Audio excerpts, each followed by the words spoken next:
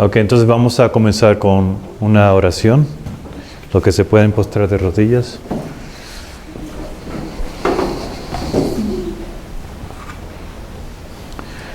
Buen Dios que estás en los cielos, santificado sea tu nombre. Oh Dios, te queremos dar gracias porque pudimos tener de la comida física, pudimos compartir con los hermanos y ahora estamos preparados para continuar con el pan espiritual. Y pedimos que derrames el Espíritu Santo sobre nosotros ahora, que nos des entendimiento de estas cosas importantes que tú tienes para nosotros ahora al final del mundo. Tú nos has dicho que al tiempo del fin va a haber un aumento de conocimiento y sabemos que los impíos no van a entender, mas los entendidos entenderán. Así que queremos ser parte de ese grupo que entiende lo que tú tienes para nosotros.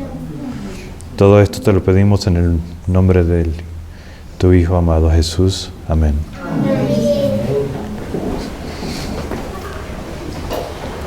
Así que no sé si ustedes saben, pero nosotros hemos estado estudiando, sin haberlo dicho, hemos estado estudiando ¿qué? Esta mañana. Cuando estábamos estudiando el tipo y antitipo, lo que va a ser es lo que será. ¿Qué es lo que estábamos estudiando? La característica de Cristo que Él está revelando a los siervos al final del mundo. ¿Verdad que sí? ¿Dónde encontramos eso?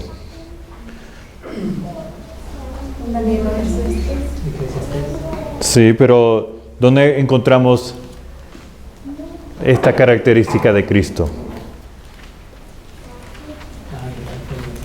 Yo soy el alfa y la omega. Y se encuentra en Apocalipsis capítulo 1, ¿correcto? Noten lo que dice el Apocalipsis capítulo 1. La revelación de Jesucristo que Dios le dio para manifestar a sus siervos. Cristo se está revelando a sus siervos. ¿Okay? Las cosas que deben acontecer pronto. Y la declaró y enviándola por su ángel a Juan su siervo. Ahora, si nosotros leemos el capítulo 1 de Apocalipsis, la característica de Cristo que Él más repite en el primer capítulo es que Él es el alfa y el omega. Vamos a ir al versículo 8. Yo soy el alfa y la omega, el principio y el fin, dice el Señor, el que es y que era y que ha de venir, el Todopoderoso. ¿Okay? Versículo 11. Que decía, yo soy el alfa y la omega, el primero y el último. Escribe en un libro lo que ves. ¿A quién le estaba diciendo esto? A Juan. Así que Juan estaba escribiendo, y cuando Juan estaba escribiendo lo que veía, él estaba escribiendo el alfa. Y cuando él estaba escribiendo el alfa, él estaba escribiendo también el omega. ¿Correcto? Porque noten lo que dice aquí el versículo. Escribe en un libro lo que ves y envíalo a las 7 iglesias que están en Asia, a Éfeso, a Esmirna, a Pérgamo, Tiatira y a Sardis y a Filadelfia y a Laodicea. Así que estas son 7 iglesias, ¿correcto? Y esas cosas que él escribió se le estaba mandando a las 7 iglesias literales, al tipo, ¿correcto? Pero esas 7 iglesias también se estaban refiriendo al antitipo, que son las 7 iglesias que venían después. Habían 7 iglesias literales, son las que describimos ahí, pero eso también eran 7 iglesias que eran periodos en la historia de la iglesia primitiva, ¿correcto? Por ejemplo, la de Éfeso, esa era la iglesia cuando comenzó, ¿verdad que sí? Y la iglesia de la Odisea es ¿cuándo? La última, ahora al final del mundo. Así que aquí habían 7 iglesias literales, pero también se refiere a las 7 iglesias espiritualmente, que son es con E o I. ¿Así? Okay. El alfa y el omega. Okay. Versículo 17. Y cuando le vi, caí como muerto a sus pies, y él puso su diestra sobre mí, diciendo, no temas, yo soy el primero y el último. Ahora, ¿qué es lo que significa que él es el alfa y el omega, el primero y el último?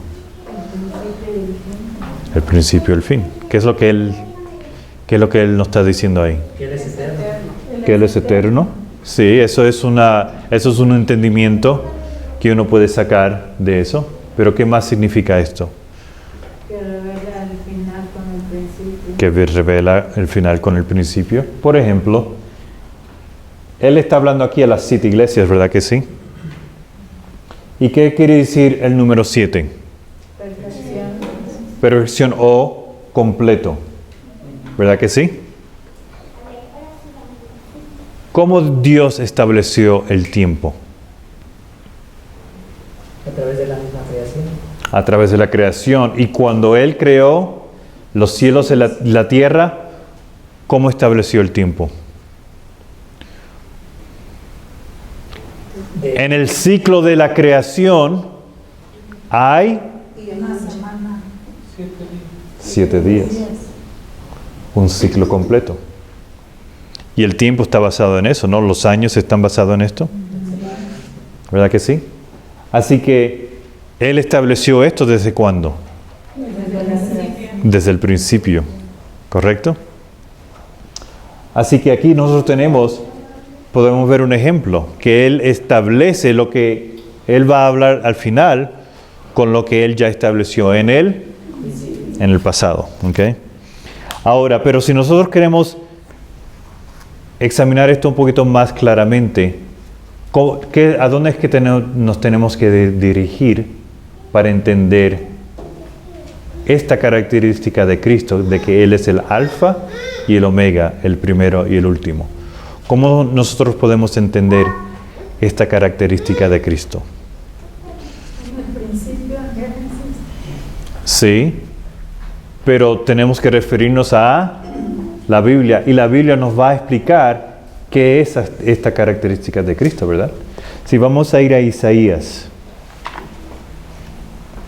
Vamos a ir a Isaías, capítulo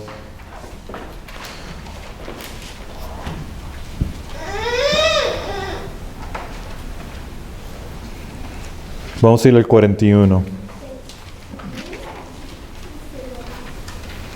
Isaías capítulo 41. Y hermanos, esto es algo muy, muy importante. Cristo se está revelando a nosotros a través de su palabra. Y si nosotros queremos entender más de Él y cómo es que Él trabaja y su carácter, nosotros tenemos que entender esta característica de Él. Hay algo importante sobre esta característica que Él nos quiere dar a entender. Así que si nosotros realmente tenemos interés en conocer a Cristo, tenemos que entender esto.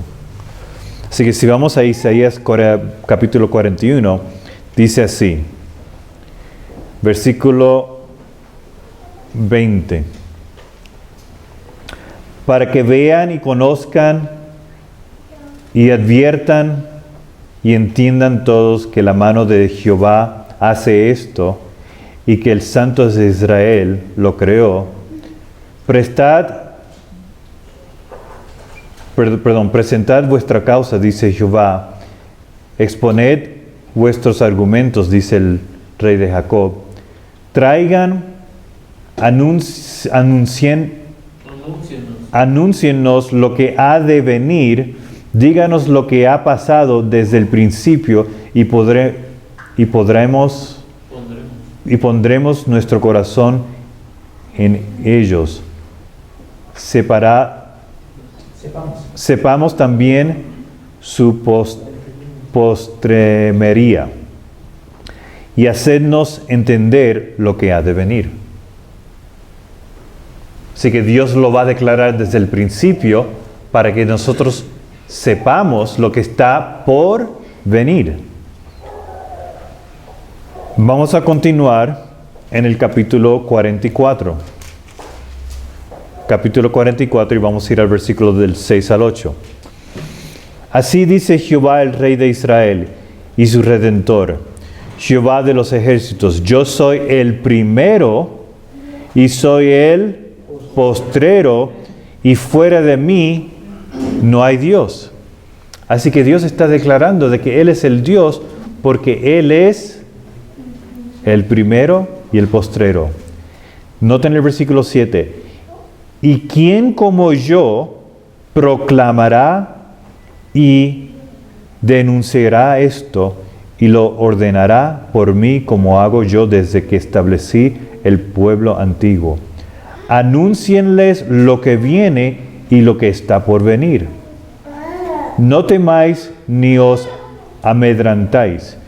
¿No te lo hice oír desde antiguo y te lo dije?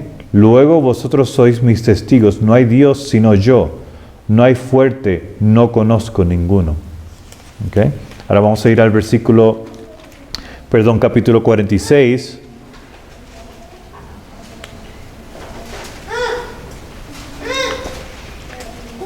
Versículo 9.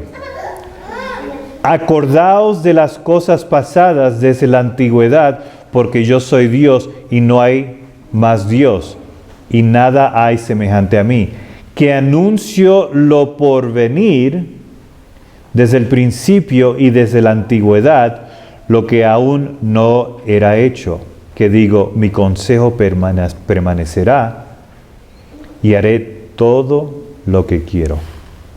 Así que nosotros vimos unos ejemplos de cómo Dios hace esto. Por ejemplo, cuando Israel antiguo estaba cayendo, ¿quién vino a rodear la ciudad y a conquistarla? El rey del norte. Al final del mundo, ¿quién viene a conquistar? El rey del norte. Él declara lo que va a pasar al final con lo que ocurrió al comienzo. ¿En cuáles años vino el rey del norte a conquistar a Israel antiguo? 600. El año y medio. Del año 9 al 11 de Sedequías, del rey Sedequías. Y el final del mundo, ¿cuándo fue que oficialmente el rey del norte entró dentro de la iglesia con sus doctrinas? 9/11 del 2001. Así que Dios declara el final desde el principio. El final desde el principio. ¿Ok? Ahora,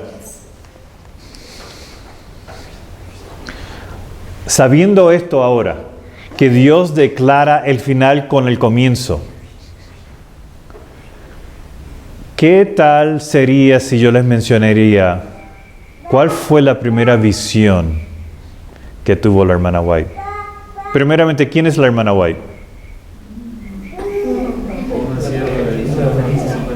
Es la profeta a la iglesia de Laodicea. ¿Correcto? Ahora, ¿ustedes piensan que a lo mejor va a haber algo importante que ella nos va a declarar a nosotros en su primera visión? Si Dios es el Dios que declara el final con el comienzo, ¿habrá algo importante en su primera visión, el alfa de sus visiones? Yo voy a leer un par de párrafos de esa primera visión que se encuentra en Primeros Escritos, página 13. Como Dios me ha mostrado el camino que el pueblo adventista ha de recorrer en viaje a la santa ciudad. ¿Cuál es el tema en la primera línea? El viaje. ¿Cómo? El viaje a la Santa Ciudad.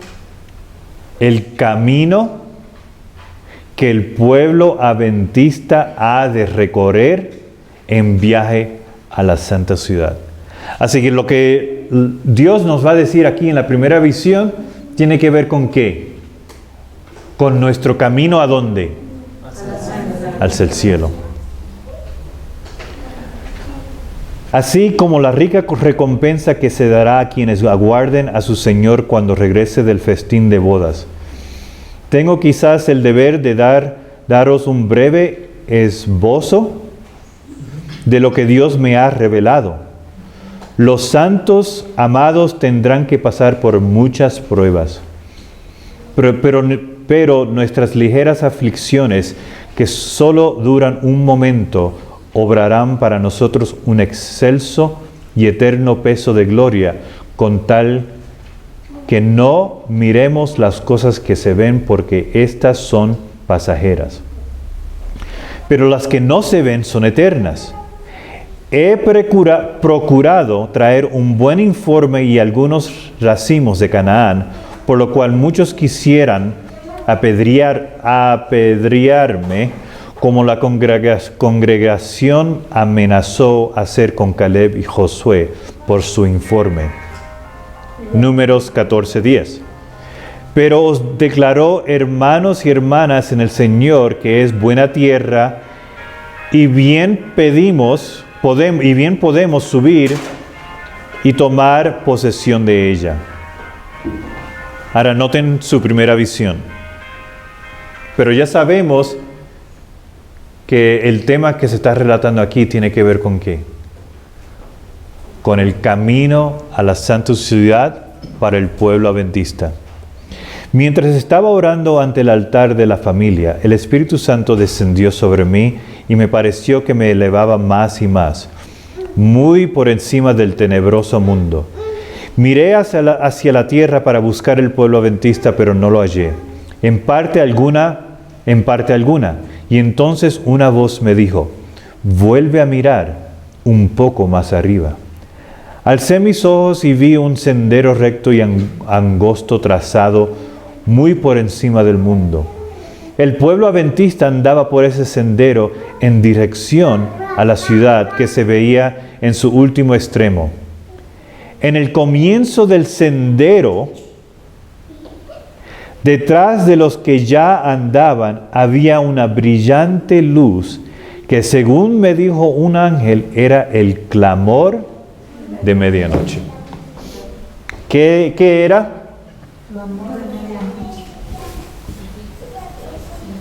Clamor de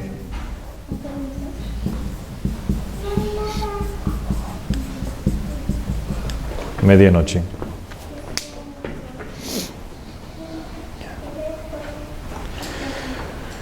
En el comienzo del sendero, detrás de los que ya andaban, había una brillante luz que, según me dijo un ángel, era el clamor de medianoche. Esta luz, ¿cuál luz?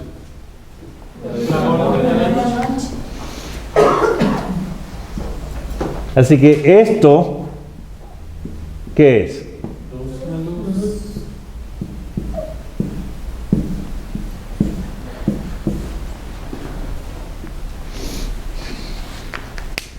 Esta luz brillaba a todo lo largo del sendero y alumbraba los pies de los caminantes para que no tropezaran.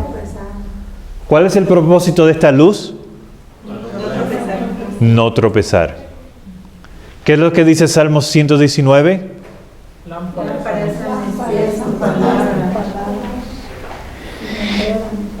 Delante de ellos iba Jesús guiándolos hacia la ciudad. Y si no apartaban los ojos de él, iban seguros. Pero no tardaron algunos en cansarse, diciendo que la ciudad estaba todavía muy lejos y que contaban con haber llegado más pronto a ella. Entonces Jesús los alentaba levantando su glorioso brazo derecho, del cual dimanaba una luz que ondeaba sobre la hueste adventista, y exclamaban: ¡Aleluya! Otros negaron temerariamente la luz que brillaba tras ellos. Así que cuando ellos estaban negando la luz que estaba detrás de ellos, ¿qué es lo que estaban negando? Ok, pero específicamente, ¿cuál luz ellos estaban negando? El clamor de medianoche. ¿Ven eso? Otros negaron temerariamente la luz que brillaba tras ellos, diciendo que no era Dios quien los había guiado hasta allí. Pero entonces se extinguió para ellos la luz que estaba detrás. ¿Y cuál es la luz que estaba detrás? El clamor de medianoche. Y dejó sus pies en tinieblas, de modo que tropezaron y perdieron de vista el blanco, y a Jesús cayeron fuera del sendero abajo, en el mundo sobrio y perverso. ¿Estamos de acuerdo? Así que si yo, como adventista del séptimo día, niego y rechazo y me voy en contra de esta luz establecida por Dios, el clamor de medianoche, ¿qué pasa conmigo? Y esta luz me lleva ¿hasta dónde? Hasta la santa ciudad. Así que la pregunta es: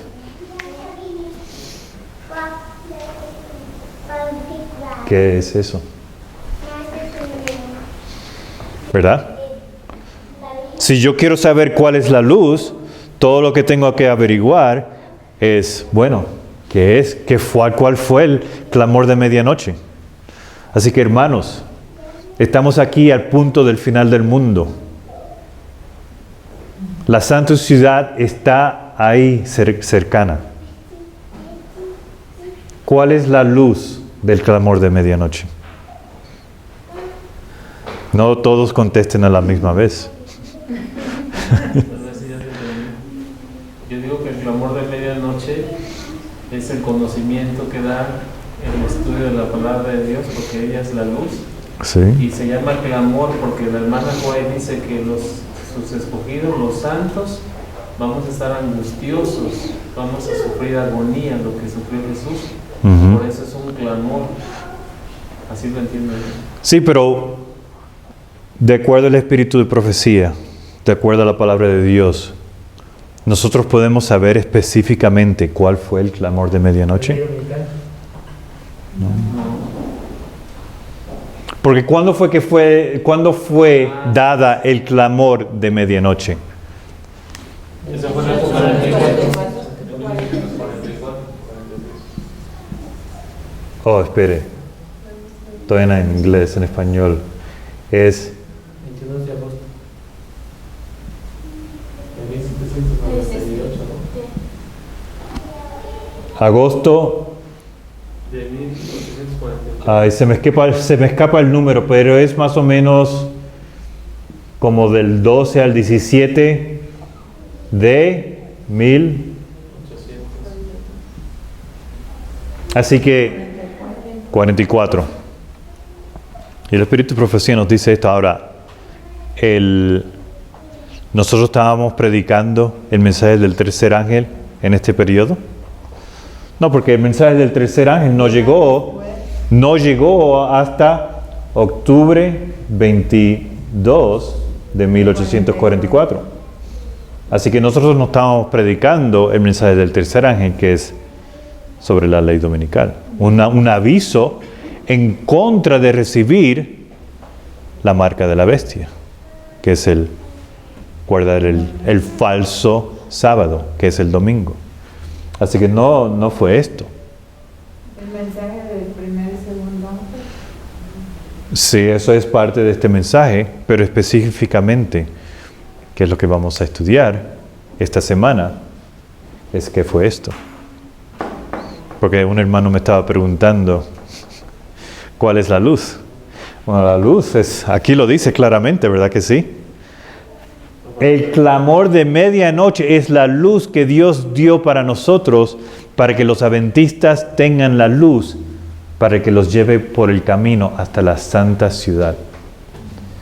Y ya nosotros al final del mundo no tenemos ni idea, no tenemos la minúscula idea de qué es esto. ¿Qué condición es esa? De la Odisea. La Odisea. Declara lo que ves, porque cuando Dios declara lo que ves, le está declarando lo que va a ocurrir al final del mundo. Nosotros estamos en esta condición de la Odisea y es una condición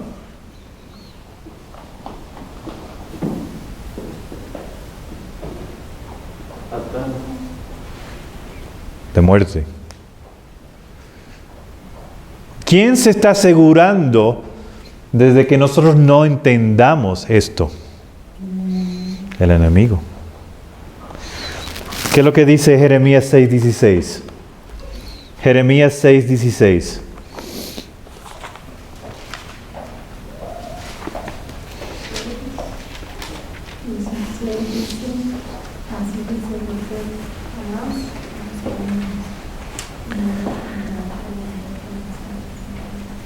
Así dice Jehová, paraos en los caminos y mirad y preguntad por las sendas antiguas cuál es el buen camino y andad por él.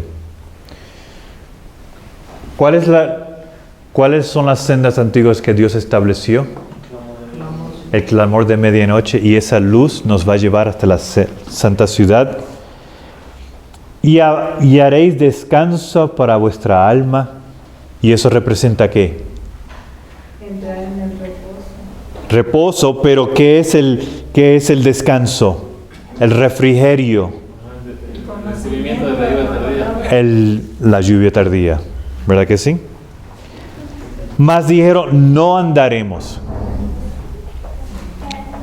¿Qué fue lo que dijo Saúl? En el estudio de esta mañana, ¿qué fue lo que él dijo? No comieran pan hasta que yo se... Que no comieran. Hasta que pueda estar... Pero había uno que no había escuchado el juramento y cuando él comió de la miel, ¿qué pasó con sus ojos? Se aclararon. Puse también atalayas sobre vosotros que dijesen, escuchad el sonido de la trompeta, y dijeron ellos, no escucharemos. ¿No es eso lo que dicen los pastores y los evangelistas? No, hermanos. Lo que estos hermanos están estudiando sobre las trompetas de los musulmanes y del 9/11, eso no tiene que ver nada con nosotros. ¿No es eso lo que ellos dicen? Aquí lo dice. Escuchad el sonido de la trompeta, y dijeron ellos, no escucharemos. Vamos a, pasen la página al capítulo 8, ¿y qué es lo que dice ahí?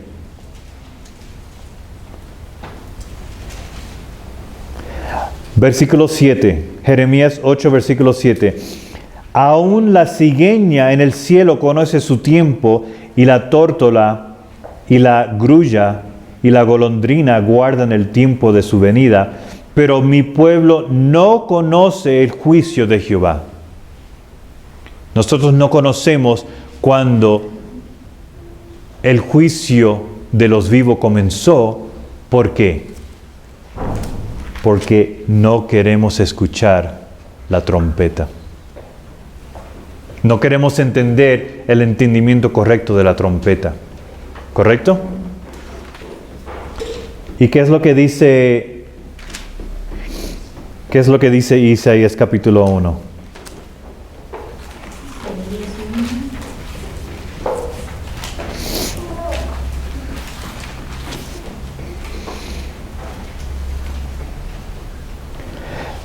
Visión de Isaías, hijos de Amós, la cual vio acerca de Judá y Jerusalén en días de Usías, Jotam, Acaz y Ezequías, reyes de Judá.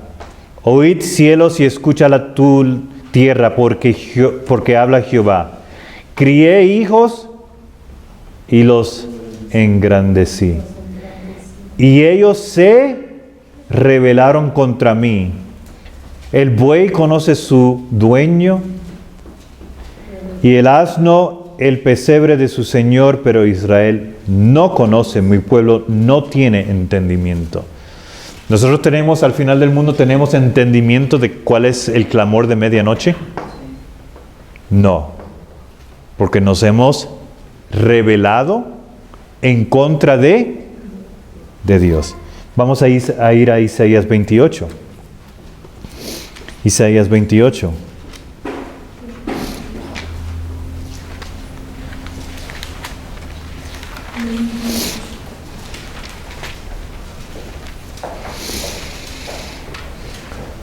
Y dice así: ay de la corona de soberbia de los ebrios de Efraín.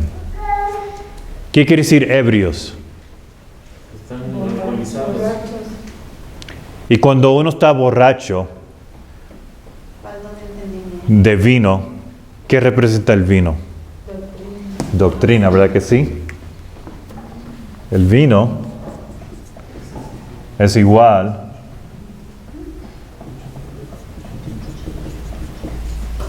¿correcto? Así que lo que Dios nos está diciendo aquí, hay de la corona. ¿Quién es la corona? ¿Qué representa la corona? La autoridad, ¿no? Sí, la autoridad, los líderes, los hombres en los cuales confiamos. Ay de la corona de la soberbia de los ebrios de Efraín y de la flor marchita de la hermosura de su gloria, que está sobre la cabeza del valle fértil de los aturdidos del vino. He aquí Jehová tiene un fuerte y poderoso que es como turbión de granizo y como tormenta destructora, como ímpetu de recias aguas desbordadas, las derribará a tierra con su mano. Con los pies será hollada la corona de soberbia de los ebrios de Efraín, y será la flor caduca de la hermosura de su gloria que está sobre la cabeza del valle fértil como la fruta temprana, la primera del verano, la cual cuando alguien la ve, se la traga tan luego como la tiene a mano. En aquel día Jehová de los ejércitos será como corona de gloria y diadema de hermosura al remanente de su pueblo. Y por espíritu de juicio al que se sienta en juicio, y por fortaleza a los que rechazan a la batalla en la puerta. Mas también estos eraron con el vino y con el licor se entontecieron. El sacerdote y el profeta han errado a causa del licor. Fueron trastornados por el vino, han divagado a causa del licor, erraron en la visión, tropezaron en el juicio. Porque todas las mesas están llenas de vómito y suciedad, hasta no haber lugar limpio. Así que, ¿cuál es la condición de la iglesia adventista al final del mundo? Los líderes, los ministros, están ebrios, con doctrinas falsas que no vienen de Dios. ¿Correcto? Y por lo tanto, ¿se pueden confiar en estos hombres? Noten lo que dice versículo 9. ¿A quién le enseñará conocimiento? ¿O a quién le hará entender doctrina? ¿A los destetados? ¿A los arrancados de los pechos? O sea, si estos líderes están borrachos con falsas doctrinas, entonces ¿a quién le voy a enseñar? Dios está haciendo la pregunta aquí, entonces ¿a quién yo voy a poder usar? Versículo 10. Porque mandamiento tras mandamiento, mandato sobre mandato, renglón tras renglón, línea sobre línea, un poquito allí, otro poquito allá, porque en lengua de tartamudos y en otra lengua hablará a este pueblo, a los cuales él dijo, este es el reposo, dar reposo al cansado, y este es el refrigerio, mas no quisieron oír. La palabra pues de Jehová les será mandamiento tras mandamiento, mandato tras sobre mandato. Renglón tras renglón, línea sobre línea, un poquito allí, otro poquito allá, para que vayan y caigan de espaldas y sean quebrantados y enlazados y presos. Por tanto, varones burladores que gobernáis a este pueblo que está en Jerusalén, oíd la palabra de Jehová, porque habéis dicho, hemos hecho un pacto con la muerte y hicimos un acuerdo con el infierno, y cuando pase el turbón de azote no llegará a nosotros, pues hemos hecho de la mentira nuestro refugio y en la falsedad nos hemos escondido. Así que el liderazgo, los pastores al final del mundo, ¿qué están haciendo? Han hecho un pacto con la muerte. Así dice la palabra de Dios, ¿verdad? ¿Dios puede mentir? Ahora, vamos a brincar al versículo 29, al capítulo 29. Ay de Ariel, Ariel, la ciudad donde habitó David. ¿Qué es Ariel? Jerusalén. ¿Y quién es Jerusalén moderno? La iglesia adventista.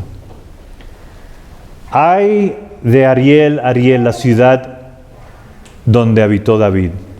Añadid un año a otro, seguido ofreciendo sacrificios, mas yo pondré a Ariel en apertura y será desconsolada y triste, y será a mí como Ariel, porque acamparé contra ti en derredor y te sitiaré con campamentos y levantaré contra ti baluartes. Entonces será humillada, hablarás desde la tierra y tu habla saldrá del polvo y será tu voz de la tierra como de encantador y tu habla susurrará. ¿Cómo se dice eso? Susurrará desde el polvo. Y la muchedumbre de los extranjeros será como polvo menudo, y a la multitud de las fuertes como tamo que pasa, y será repentinamente en un momento. Y de Jehová de los ejércitos serás visitada con truenos y con terremotos y con gran estruendo, con torbellino y tempestad y llama de fuego consumidora. Y será como sueño de visión nocturna la multitud de todas las naciones que pelean contra Ariel y todas las que pelean contra ella y su fortaleza y los que la ponen en apertura. Y será como el que tiene hambre y sueña y parece que come, mas cuando despierta su alma está vacía. Y como el que tiene sed y sueña y parece que bebe, mas cuando se despierta se halla cansado y su alma sediente.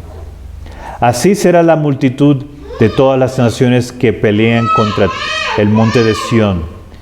Deteneos y maravillaos, ofuscaos y cegaos, embriagaos y no de vino, tambalead y no de licor, porque Jehová derramó sobre vosotros espíritu de sueño.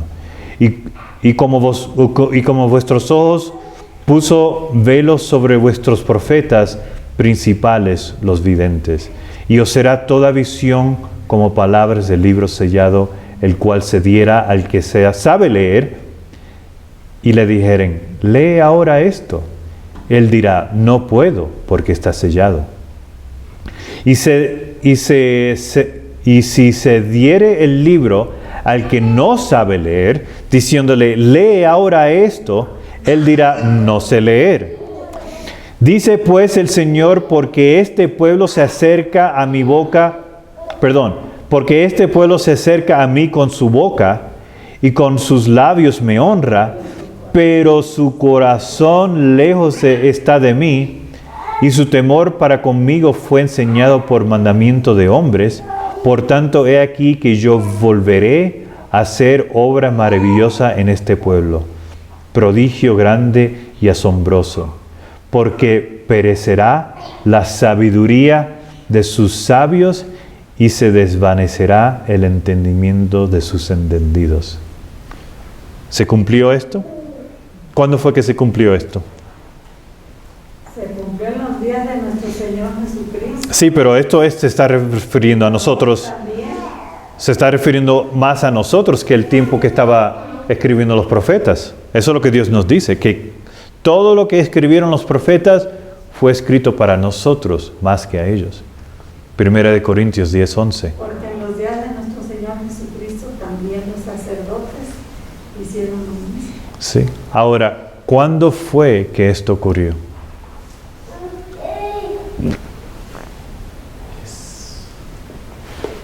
En 1844.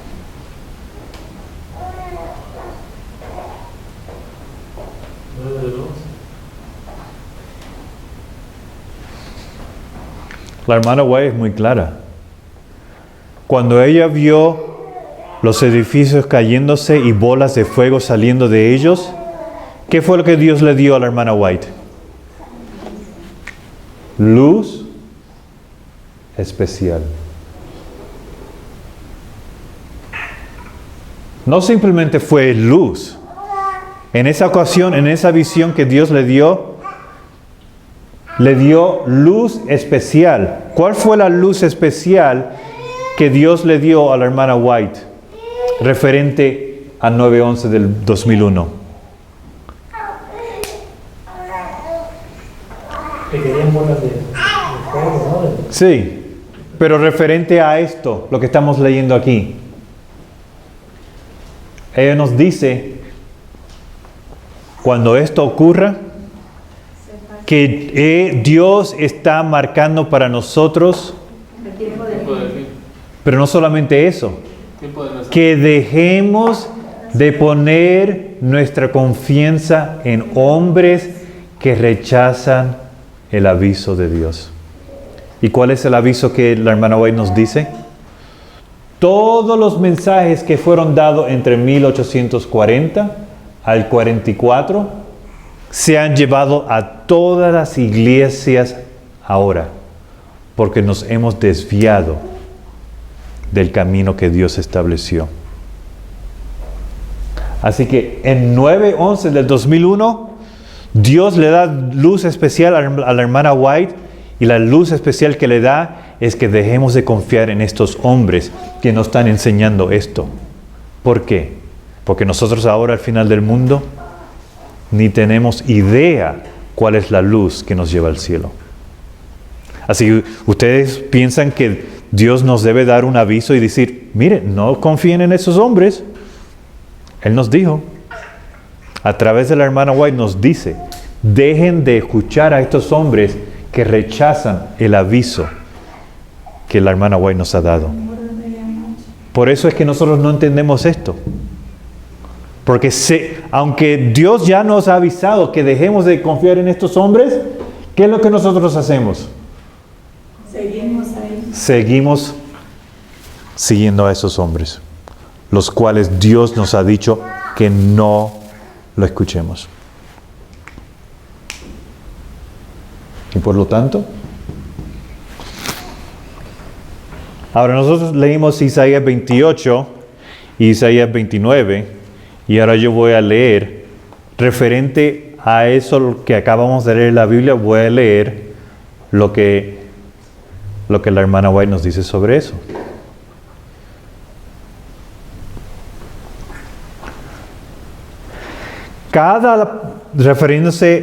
Esto es en Battle Creek Letters, página 123, y ella acaba de citar lo que acabamos de leer, Isaías 29. Así que tengan eso en mente, lo que acabamos de leer de Isaías 29, referente a que Dios le va a quitar la sabiduría a estos hombres. Noten lo que ella dice. Cada palabra dicha será cumplida. Hay aquellos que no humillan sus corazones ante Dios y no caminarán rectamente. Esconden sus verdaderos propósitos y mantienen alianza con el ángel caído. Estos hombres están manteniendo su alianza ¿con quién? Con el ángel caído. Con el ángel caído. Quien ama y hace la mentira. ¿Y quién es el que ama y hace la mentira y es el ángel caído? Así que estos hombres están haciendo alianza ¿con quién? El enemigo pone su espíritu en aquellos hombres que él puede usar para engañar a aquellos que se encuentran parcialmente en la oscuridad. Estos pastores, estos evangelistas, están predicando sobre la bestia, están predicando sobre el domingo. Ellos están parcialmente en la verdad. Pero la luz que Dios dio, que nos lleva al cielo, ellos no aceptan esa luz. Algunos están imbuidos de la oscuridad prevaleciente y dejan a su lado la verdad por el error. El día destinado por la profecía ha llegado. Jesucristo no es entendido. Y ustedes van a ver después, en esta semana, cuando empecemos a estudiar esto, estos hombres, estos líderes, están rechazando a Jesucristo mismo. Noten lo que ella dice aquí. Para ellos Jesucristo es una fábula. En esta etapa de la historia de este mundo, muchos hombres actúan como ebrios. Una borrachera espiritual ha caído sobre muchos que se suponen ser el pueblo que será exaltado. Su fe religiosa es idéntica a la presentada en esta escritura. Bajo su influencia ellos no pueden caminar rectamente. Su forma de actuar produce caminos torcidos. Primero uno y luego otro van de allá para acá. Dios los mira con gran compasión. Ellos no conocen el camino de la verdad. Ellos son arquitectos científicos y aquellos que pudieran y debieran haber ayudado por tener una clara visión espiritual, están siendo engañados ellos mismos y continuarán haciendo un trabajo malévolo. Los eventos de los últimos días pronto serán decididos. Cuando estas decepciones espirituales sean reveladas por lo que verdaderamente son el trabajo secreto de los espíritus malignos. Aquellos hombres que hayan participado en ellas vendrán a ser como personas que han perdido sus mentes. Se me ha presentado que en nuestra experiencia hemos visto y encontraremos estas mismas condiciones. Hombres que han recibido grande luz y privilegio maravilloso han aceptado la palabra de los líderes, quienes se consideran sabios, quienes han sido grandemente favorecidos y bendecidos por el Señor, pero que se han apartado ellos mismos de Dios y se han colocado en los rangos del enemigo. Este mundo será inundado con grandes engaños. Una mente humana aceptando estos engaños trabajará sobre otras mentes humanas, cambiando las preciosas verdades de Dios en mentira. Estos hombres serán engañados por ángeles caídos cuando debieran mantenerse firme como fieles guardianes buscando las almas, porque tendrán que dar cuenta de ellas. Ellos han entregado las armas de la batalla y se han vendido frente a los espíritus seductores. No han hecho caso del consejo de Dios y han dejado a un lado sus advertencias y reprobaciones, y definitivamente se encuentran en las filas de Satanás, dando cabida a espíritus seductores y a doctrinas de demonios.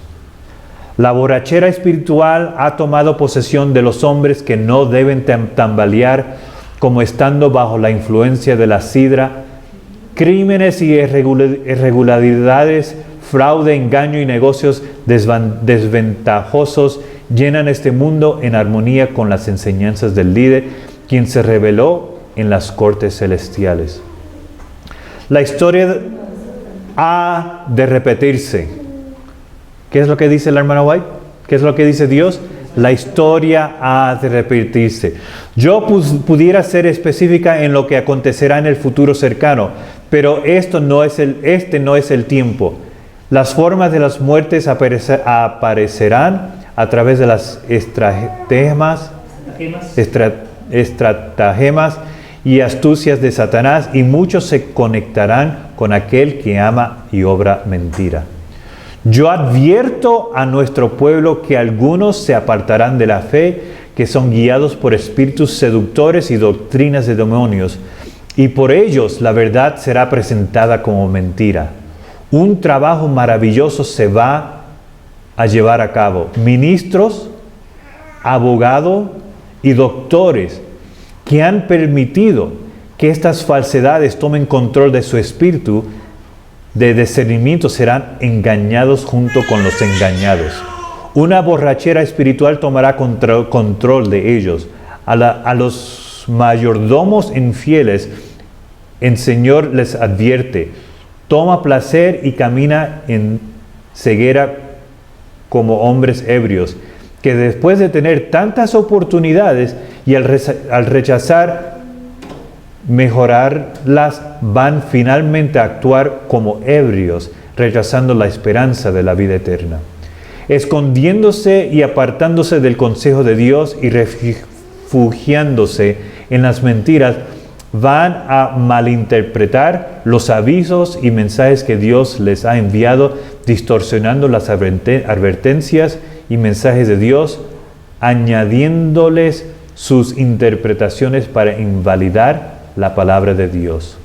Los reportes y las sugerencias son agrupadas y archivadas en la memoria para ser recordadas cuando se determine que pueda ejercer el mejor efecto. Esto se ha estado llevando por cierto tiempo. Aquellos que llevan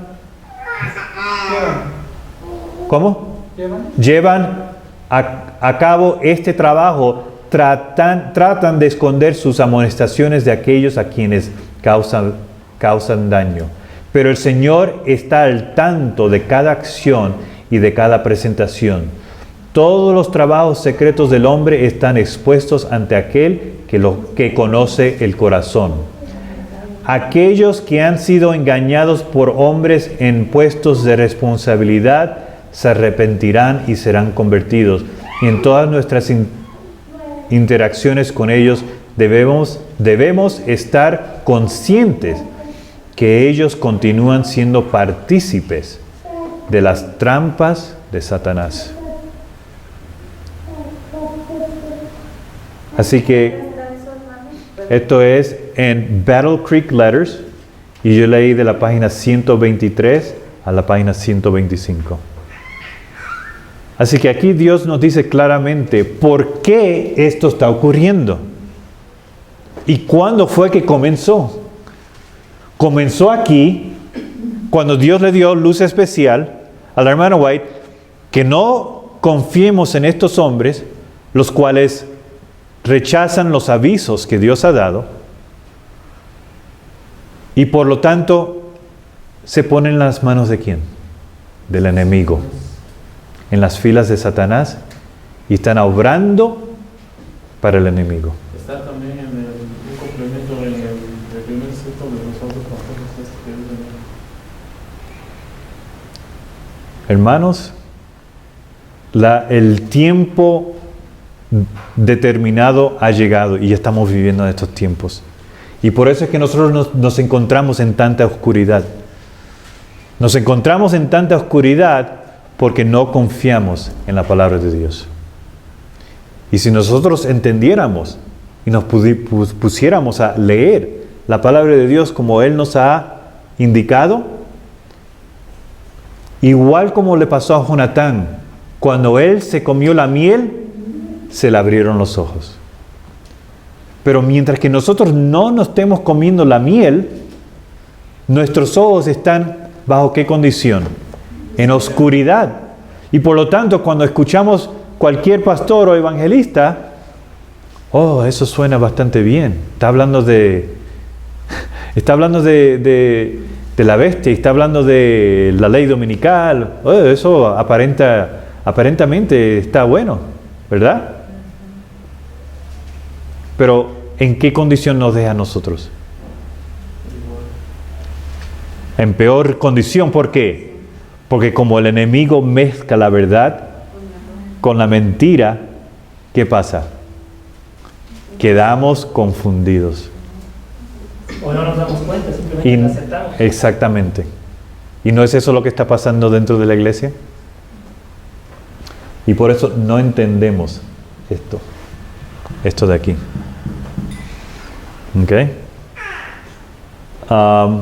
Si quieren una copia de esto, esto fue traducido en español porque solamente está en inglés.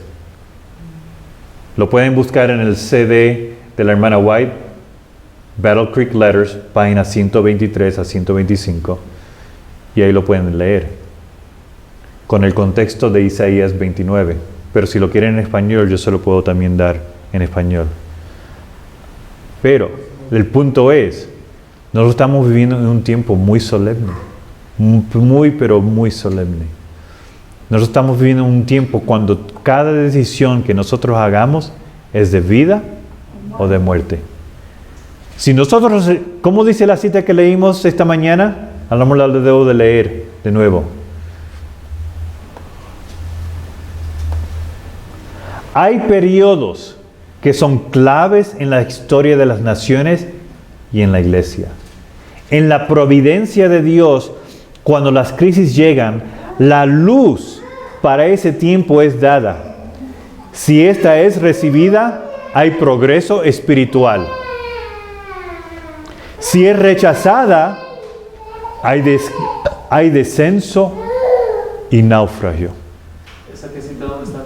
Esto es en Bible Echo, agosto 26 de 1895. Así que Dios nos da luz especial. Dejen de escuchar a estos hombres. Yo rechazo esta luz, ¿qué pasa conmigo? Si es rechazada, hay descenso y naufragio. Se pierde. Si yo rechazo y yo continúo escuchando a estos hombres, voy para la perdición. Pero si yo le hago caso a la palabra de Dios, ¿qué pasa? Va a caminar en la luz. Si es recibida, hay progreso espiritual. ¿Por qué? Porque cuando yo deje de escuchar a los hombres, ¿qué es lo que tengo que hacer? Leer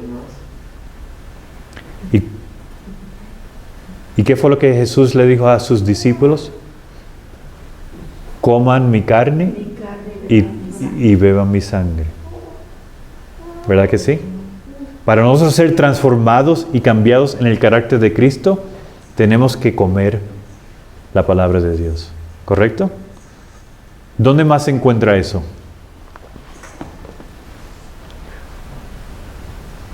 En la experiencia de cada uno de nosotros. ¿Cuál es la experiencia que Dios nos quiere dar a nosotros? ¿Puedo borrar esto?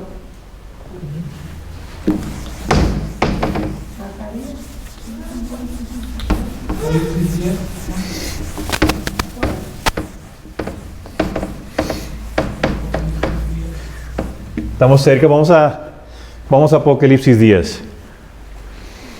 Apocalipsis 10, vamos al versículo...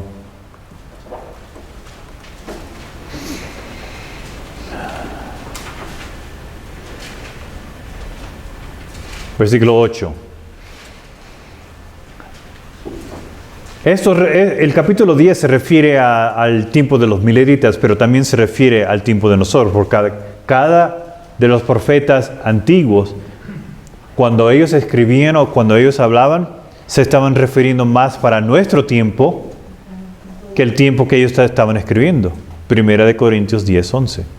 ¿Correcto? Noten lo que dice aquí Apocalipsis 10, 8. La voz que oí del cielo habló otra vez conmigo y dijo, ve y toma el librito que está abierto en la mano del ángel, que está en pie sobre el mar y sobre la tierra. Y fui al ángel diciéndole que me diese el librito. Y él me dijo, toma y cómelo. Y te amargará el vientre, pero en tu boca será dulce como la miel. Entonces tomé el librito de la mano del ángel y lo comí. Y era dulce en mi boca como la miel, pero cuando lo hube comido, amargó mi vientre. Y él me dijo, es necesario que profetices otra vez sobre muchos pueblos, naciones, lenguas y reyes.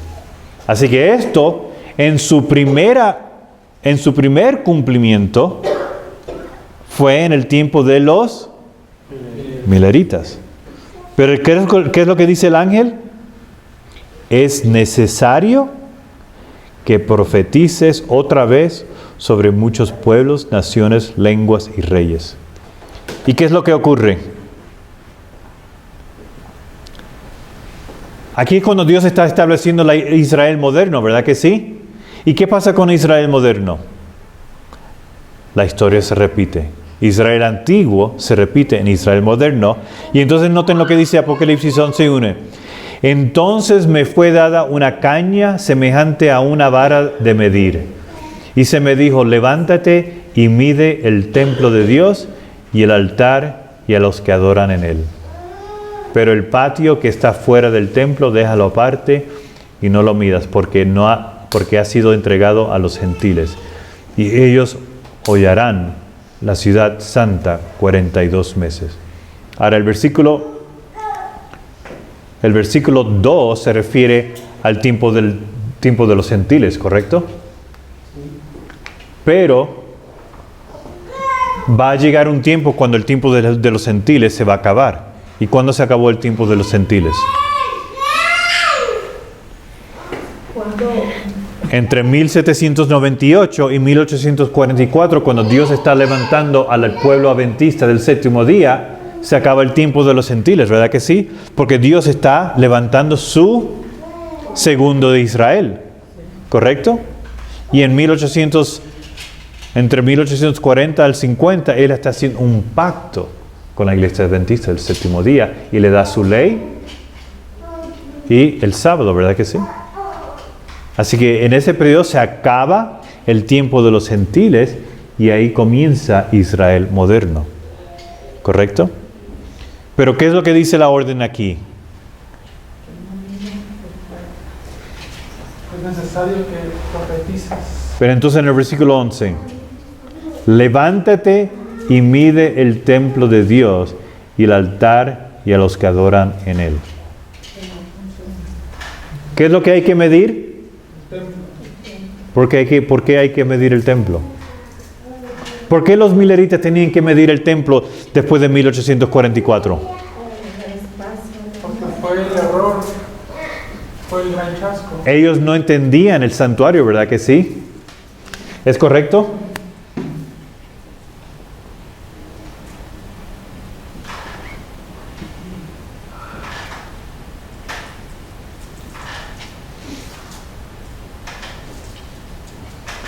¿Ellos entendían esto?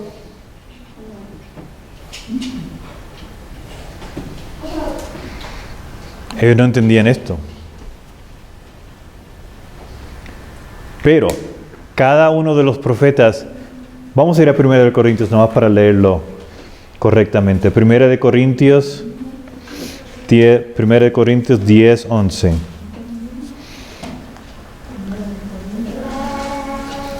Pero 1 Corintios 10:11 está basado en Eclesiastés 1 y Eclesiastés 3. Así que realmente lo hemos leído, pero vamos a leerlo de nuevo aquí en 1 Corintios. Y todas estas cosas les acontecieron como ejemplo y están escritas para amonestarnos a nosotros sobre quienes los fines de los siglos han venido. Así que cuando la palabra de Dios habla, ¿cuál es el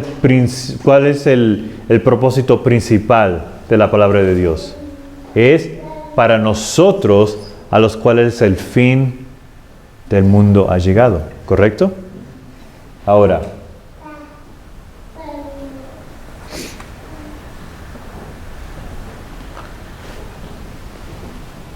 así que aquí, en el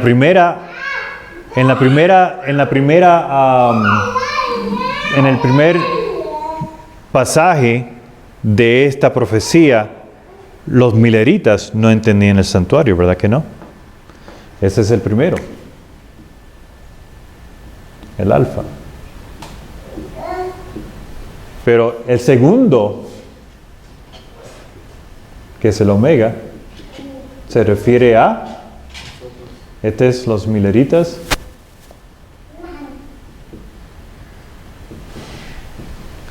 y esto se refiere a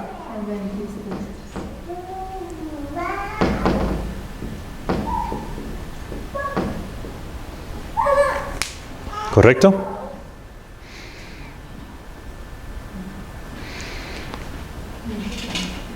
¿Nosotros entendemos el santuario? Deberíamos.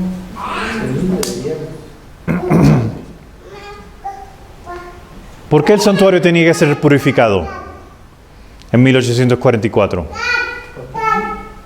Porque Jesús iba a ascender al cielo. ¿Cómo? Jesús iba a ascender al cielo. Pasar del lugar El lugar santo al lugar santísimo. Él iba a pasar del lugar santo al lugar santísimo, ¿correcto? ¿Qué es lo que ocurría aquí? ¿Qué tenía que ser purificado el santuario?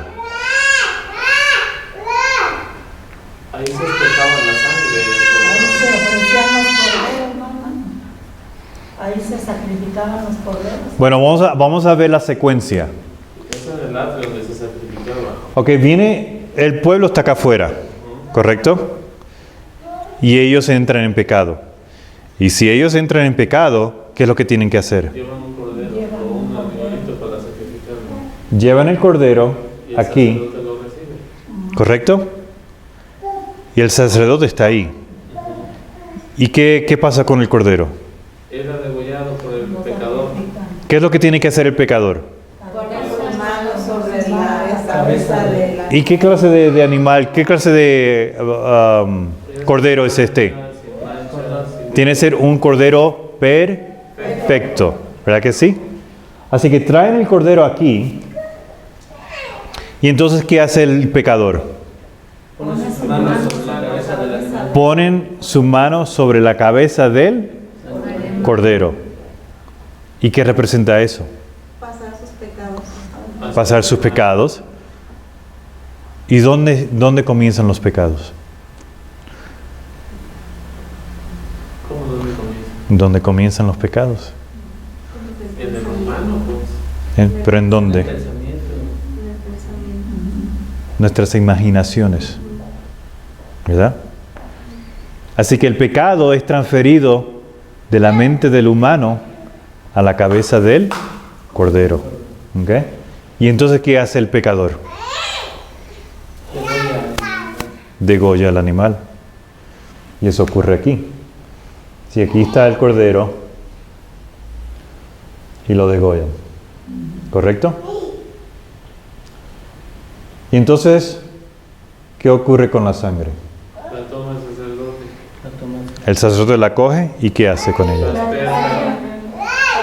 La asperja, se da vuelta hacia el santuario y ¿qué hace? Sobre el velo. ¿Cuántas veces él se da vuelta al santuario y ¿cómo se dice la palabra esa? Asperjar. Él asperja la sangre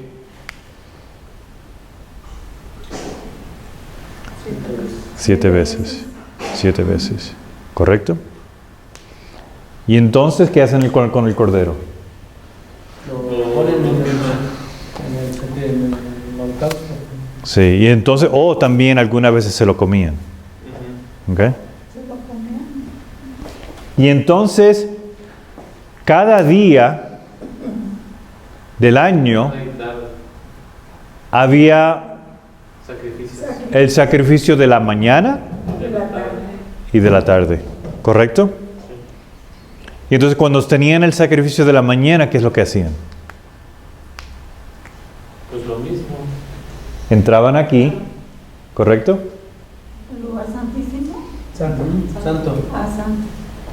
Y asperjaban la sangre En el velo. en el velo, ¿cuántas veces? 7 veces. 7 veces. Y esto lo hacían Mañana y tarde. una vez por la mañana y una vez por la tarde. Así que son 7 veces. ¿Correcto? Y entonces, Ya después una vez al año, ya no el sacerdote, sino el sumo sacerdote entraba en el Santísimo. una vez al año, el sumo sacerdote entraba en el lugar santísimo y asperjaba La sangre. la sangre. ¿En dónde?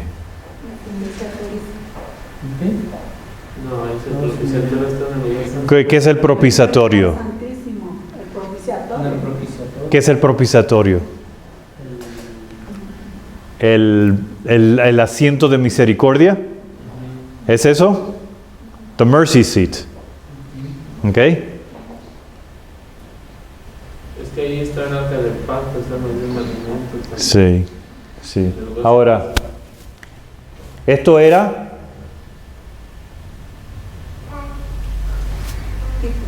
tipo. Y todas estas cosas apuntaban a quién? A Jesús, ¿verdad que sí? Ahora, cuando el cordero lo traían, que era perfecto, ¿quién representaba esto?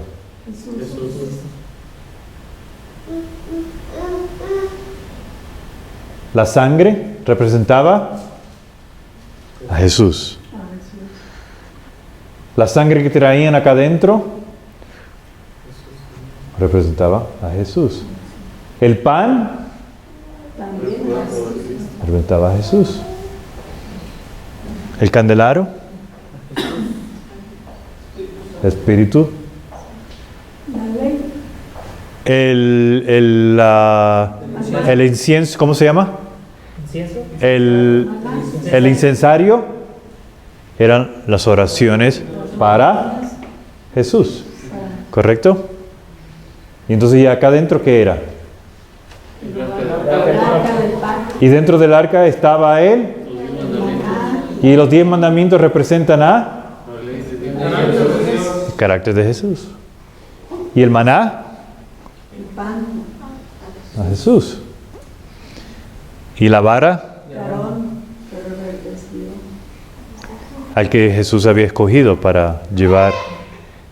Y nosotros, cada uno de nosotros, somos llamados a ser sacerdotes, que es un reflejo de quién? De Jesucristo. De Jesús. ¿Verdad que sí? Así que todo lo que está aquí está apuntando a Jesús. A Jesús. ¿Ok? Qué bonito respiro. Pero, ¿por qué el santuario tenía que ser purificado? Para borrar los pecados del pueblo. Porque sí, la sangre que el Cordero había derramado era la transferencia de los pecados del pecador a Jesús, que era el animal que representaba a Jesús, y la sangre representaba a Jesús, ¿verdad que sí?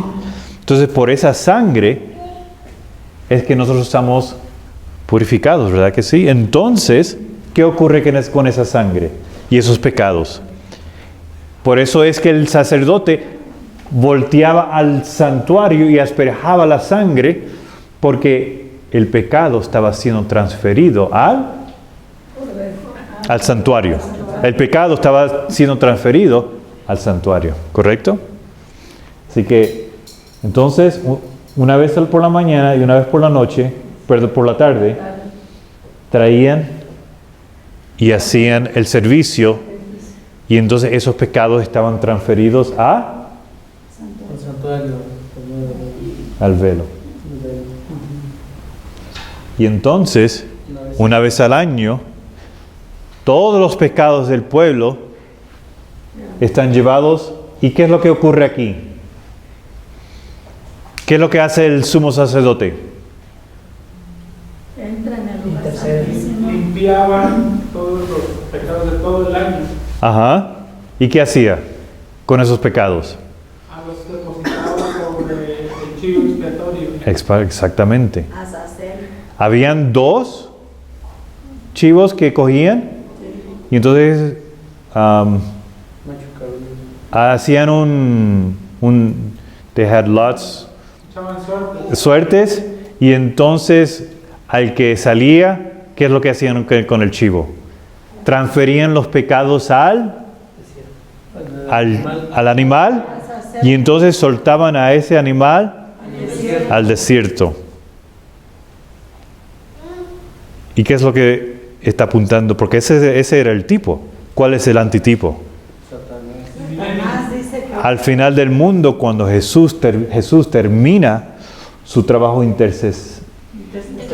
intercesor, termina aquí, Él después del milenio va a transferir los pecados a Satanás. ¿Verdad que sí? va a estar 1000 años solo en la tierra. ¿Ok? Así que podemos ver aquí el sistema completo de nuestra salvación. Nosotros tenemos que pasar por esta experiencia. Cada uno de nosotros tiene que pasar por esta experiencia. Convicción de pecado, justificación y santificación. Convicción de pecado, admitiendo que estamos en pecado. Nosotros somos la iglesia de la Odisea, la peor de todas. Ni tan siquiera entendemos cuál es la luz que Dios tiene para nosotros. Tenemos que ser convencidos de pecado, de la condición de nosotros. Justificación, ¿cómo? Reconocer que Jesús Guardando la ley de Dios. ¿Qué es lo que hay aquí adentro? la mesa de la El arca proposición de del los panes, pacto. Ah, ¿Qué es lo que presenta el pan? Jesús, el cuerpo. ¿Verdad que sí? El pan es la palabra de Dios, ¿no? Sí, ¿cómo somos justificados? con esas palabras. ¿Y esto? ¿El incensario? ¿Qué es esto? Las oraciones, ¿verdad que sí? Así que, ¿qué es lo que representa esto para nosotros al final del mundo? Que nuestras oraciones van a ser El perdón de nuestros pecados. tenemos que orar Oración. sin cesar. Una vez por la mañana y una vez por la tarde. ¿Ok? ¿Y el candelabro? ¿Qué representa eso? Sacerdotes. El aceite, Espíritu Santo. el Espíritu Santo. A través del Espíritu Santo nosotros vamos a recibir el mensaje de la lluvia tardía, la palabra de Dios. Y a través de las oraciones tenemos que pedir que nuestros pecados sean borrados. ¿Verdad que sí? Y entonces, Dios nos está llamando. No, ¿aquí podemos terminar y parar? No. Tenemos que continuar acá adentro. Entonces, Pero acá adentro, si el sumo sacerdote entraba en este lugar con pecado, ¿qué pasaba con él? Moría. ¿Nosotros al final del mundo podemos estar en pecado? ¿Nosotros podemos ignorar los mandatos y órdenes que Dios ha dado y continuar dependiendo y creyendo en los hombres? y no sabiendo la luz que Él tiene para nosotros al final del mundo. No solamente son las 10 leyes, Es el Evangelio. la salud, Sí. la luz que Dios te está dando para su pueblo. Como dice Apocalipsis 14, he aquí los 144,000, los que siguen al Cordero donde quiera que va. Así que nosotros tenemos que entrar y tener una experiencia con Cristo, no aquí ni aquí. Nosotros tenemos que estar aquí, sin pecado. Y eso se va a llevar a cabo a través de su palabra y las oraciones y el Espíritu Santo. A través del mensaje de la lluvia tardía. Pero ¿qué es lo que dice la Biblia? Mas no quisieron escuchar. ¿Correcto? Así que nosotros vamos a seguir, no sé cuánto tiempo ha pasado. Hora y media. Y lo sentimos.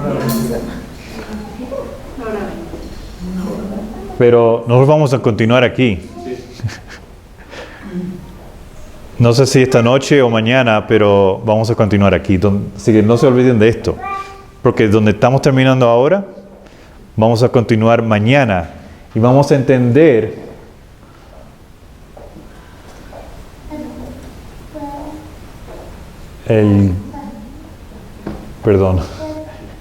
el clamor de media noche. ¿Ok? Sí, vamos a terminar con una oración. Si todos se pueden postrar de rodillas conmigo.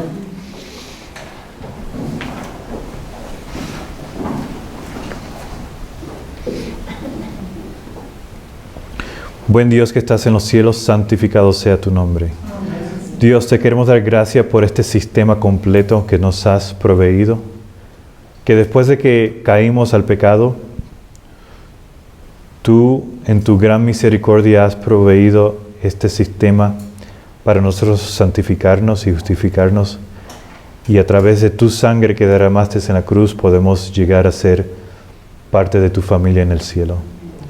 Así que pedimos, oh Dios, que tú estés con nosotros, que el Santo Espíritu Santo nos toque el corazón y podamos darnos cuenta de que el tiempo está cerca y que solamente dependiendo de tu Hijo podemos acercarnos al trono y participar en estos últimos eventos que tú tienes para tu pueblo. Todo esto te lo pedimos en el nombre de Jesús. Amén.